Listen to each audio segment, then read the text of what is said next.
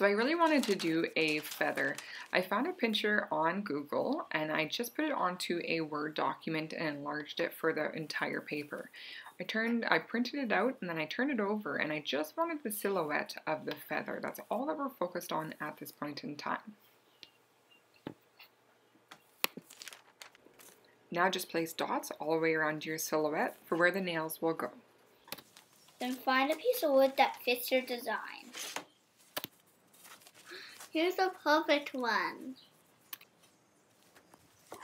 I wanted my design to fit in the middle of my board. So what I did is I measured the length of my design and then I actually added about 3.5 inches to that measurement so that I would have a little bit on both ends.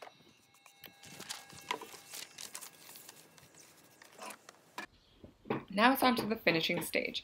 You're going to need a towel, a stain of any color. I chose Early American. You need a screwdriver to be opening your can with. Never ever use a chisel. And of course you're going to need some gloves to protect your hands from stain. Before using stain, make sure that you are not shaking the can, but actually stirring it up, rotating it. You want to get that color sediment off of the bottom of your can so that when you go to stain, it's actually a brilliant, wonderful color to use. Dip your rag in and just start wiping it all over your board.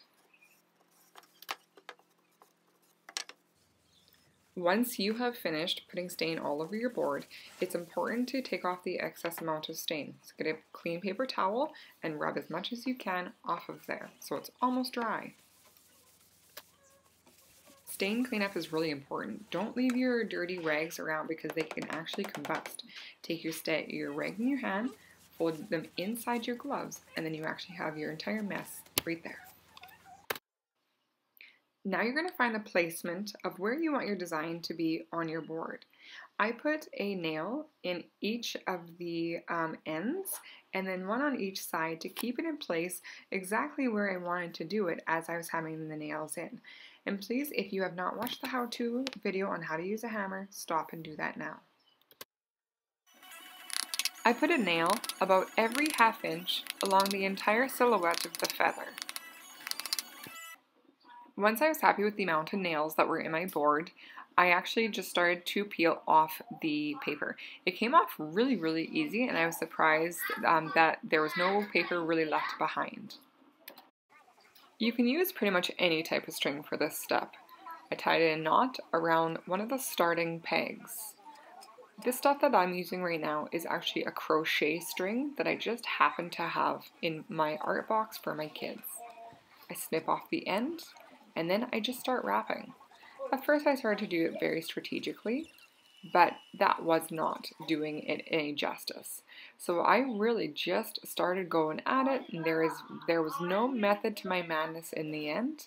It ended up looking great, the less I honestly cared what was going around.